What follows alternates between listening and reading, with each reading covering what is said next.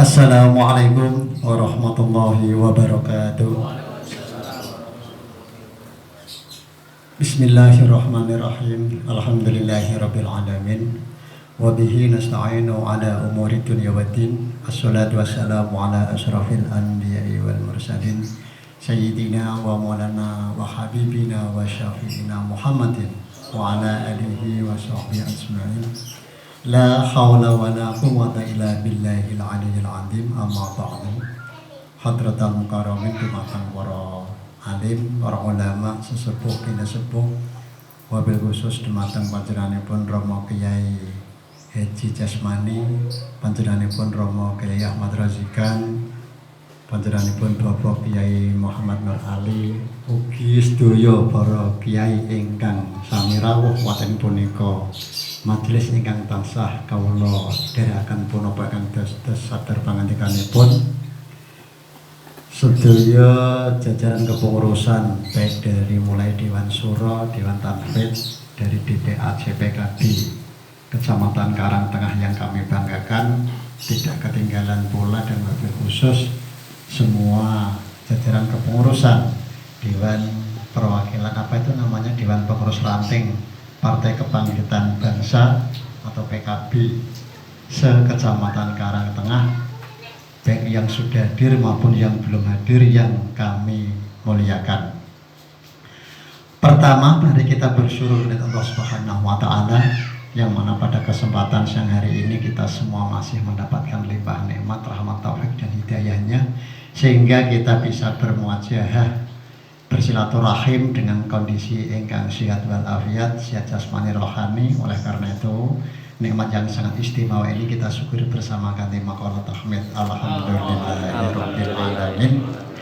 Sholawat ma'assalam, marilah kita aturkan kepangkulan beliau Nabi Ageng besar Muhammad sallallahu alaihi wasallam. Mudah-mudahan kita semua ini senantiasa diakui sebagai umatnya sehingga mendapatkan syafaatul hutmahnya. Amin Allahumma amin. Bapak-bapak dan juga ibu, kalau lihat bahwa ada ibu yang hadir, terima kasih perwakilan perempuan bangsa ini hadir di tengah-tengah kita. Yang kami hormati,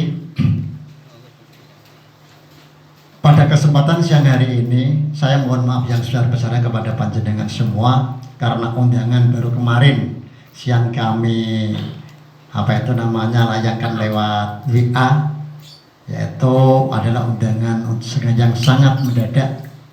Karena apa? Karena ya dengan tidak sengaja kami itu mendapatkan amanah walaupun tidak seberapa, yang artinya adalah untuk disampaikan oleh DPAC kepada pengurus ranting, walaupun cuma 3 atau 1-2 orang, akan tetapi hal tersebut harus kami sampaikan.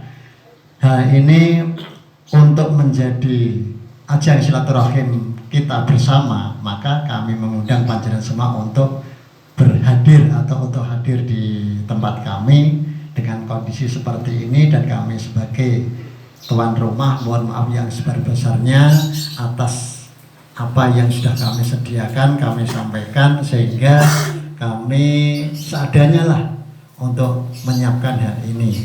Karena baru kemarin ya itu saya mohon maaf yang sebesar-besarnya. Yang selebihnya saya mengucapkan banyak terima kasih kepada Bapak Ibu semua, karena pada kesempatan siang hari ini sakit rawuh dengan kondisi yang sangat istimewa ini, sehingga ini adalah suatu kebanggaan kami dari DPAC PKB, sehingga kegiatan yang seperti ini untuk mengadakan pertemuan pengurus-pengurus ranting bisa kita mulai. Mudah-mudahan selanjutnya nanti bisa kita teruskan sehingga ajang silaturahim ini bisa kita manfaatkan untuk berdiskusi bersama. Gitu.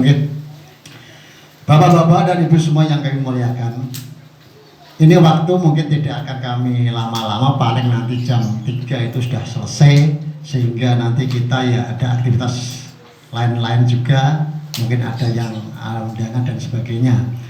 Langsung saja kami perlu menyampaikan kepada Bapak Ibu semua bahwa PKB memang untuk saat ini adalah kita agak sedikit senang, bangga mendengar survei-survei yang sudah dilakukan oleh berbagai pihak, sehingga PKB ini sudah mencapai 3 besar di tingkatan nasional. Mudah-mudahan ini nanti di 2024 dengan gigihnya kita sebagai pengurus ranting dan juga pengurus DPAC atau pengurus kecamatan PKB ini dia bisa untuk hero-nya itu semangatnya ada sehingga perjuangan kita itu benar-benar dibuktikan dengan nyata. Insya Allah di 2024 ini nanti PKB bisa memenangkan pemilu sehingga bisa menjadikan orang-orang PKB di kancah pemerintahan lebih-lebihnya di Indonesia nomor 1 yaitu adalah presiden.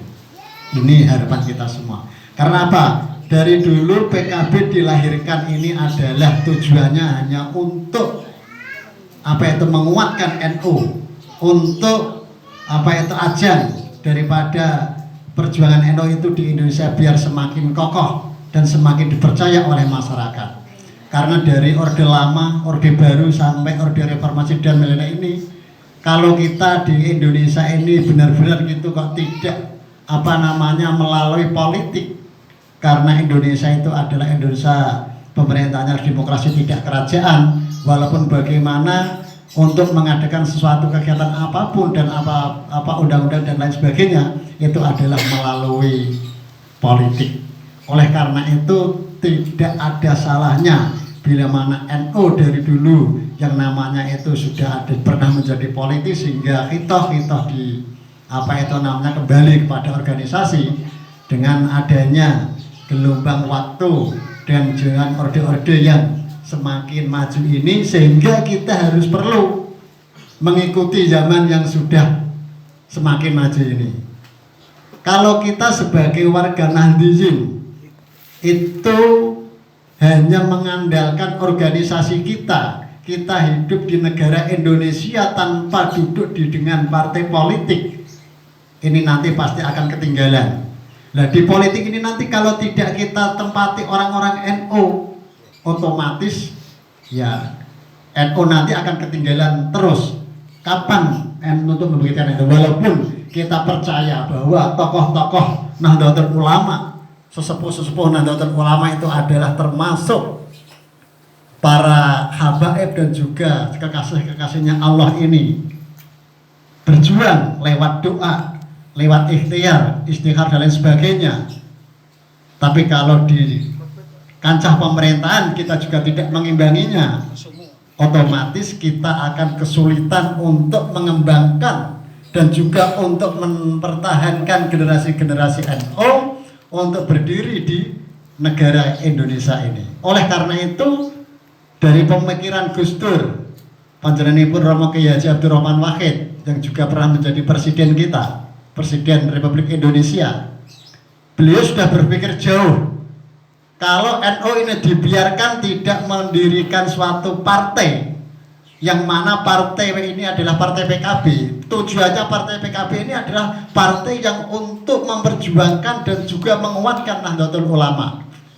Jadi kita harus mengetahui orang-orang NU yang katanya dulu tidak akan pernah berpolitik, dia pasti akan ketinggalan.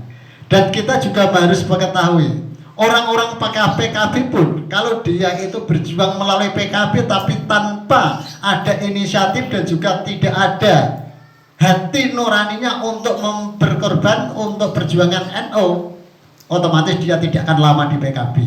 Karena apa? Orang-orang yang di PKB itu harus mempunyai niatan untuk untuk memperjuangkan NU, untuk menguatkan NU. Tapi kalau dia hanya niatnya di PKB karena untuk diri sendiri, kekayaan diri sendiri dan untuk kehidupannya sendiri, dia tidak akan lama. Itu kita harus percaya. Jadi kalau kita akhir-akhir ini mendengar bahwa PKB tidak boleh NU tidak boleh diperalat dibuat alatnya PKB itu kan ya biasalah. Tapi sebetulnya adalah itu bukan itu, malah terbalik. Justru PKB ini adalah alatnya NU untuk menguatkan NU di negara Kesatuan Republik Indonesia. Jadi bukan NU itu dibuat alat PKB, akan tetapi PKB lah alatnya NU. Karena apa? PKB itu yang didirikan oleh NU, sehingga NU mendirikan PKB itu untuk menguatkan NU di negara kita. Nah, ini kalau kita membaca di lingkup tingkat kecamatan dulu saja.